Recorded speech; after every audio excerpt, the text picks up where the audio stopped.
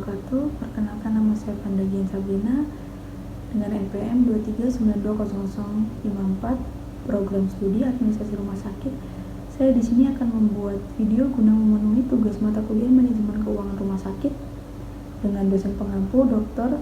Febrianto, SEMM. PT UMM berinvestasi dengan modal sendiri 54 miliar, modal kerja 1 miliar, umur ekonomis 5 tahun, dan disusutkan tanpa nilai sisa. Pengembalian tingkat bunga yang diinginkan adalah 10%. Perkiraan laba setelah pajak selama 5 tahun yaitu 950 juta, 1 miliar 100 juta, 1 miliar 250 juta, 1 miliar 400 juta, dan 1 miliar 650 juta. Berapa kas bersih yang diterima di akhir tahun? Jadi rumus dari penyusutan itu adalah investasi dikurang dengan modal kerja dan dibagi dengan umur ekonomis. Hasilnya 54 miliar dikurang 1 miliar dibagi 5 sama dengan 10 miliar 600 juta per tahun. Sedangkan rumus profitnya itu EAT ditambah dengan penyusutan. DF itu sendiri adalah 1 dibagi 1 tambah 1 pangkat N, 1 dibagi 1 tambah 10% pangkat N, 1 dibagi 1 tambah 0,1 pangkat N. Jadi N itu adalah tahun keberapanya. Dan rumus PV kas bersihnya itu adalah profit dikali dengan DF.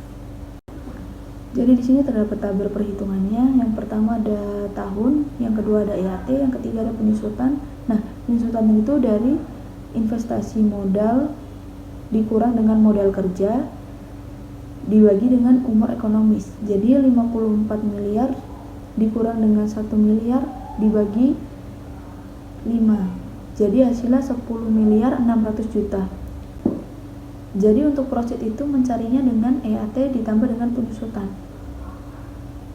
Sebagai contoh, 950 juta ditambah dengan 10 miliar 600 juta. Jadi hasilnya 11 miliar 550 juta. Untuk pencarian DF itu adalah 1 dibagi dengan 1 plus 0,1 pangkat 1. Selanjutnya 1 dibagi 1,1 pangkat 1 dan hasilnya 0,909. 1 itu adalah tahun pertama. Dan untuk mencari PV kas bersih itu profit dikali dengan DF. Di sini jumlah PV kas bersihnya 44 miliar 820.300.000. Jadi untuk menentukan layak atau tidaknya proyek tersebut dijalankan dengan cara sebagai berikut. Jika tiap tahun sama, caranya dengan investasi dibagi dengan kas bersih per tahun dikali dengan 1 tahun. Jika tiap tahun beda, perhitungannya sebagai berikut. Investasinya 54 miliar dikurang dengan profit tahun pertama yaitu 11 miliar 550 juta. Hasilnya 42 miliar 450 juta.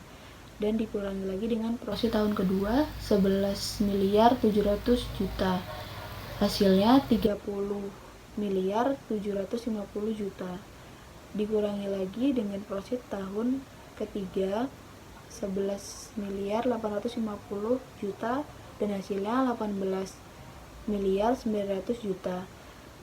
Dan dikurang dengan profit tahun keempat yaitu 12 miliar. Jadi hasilnya 6 miliar 900 juta.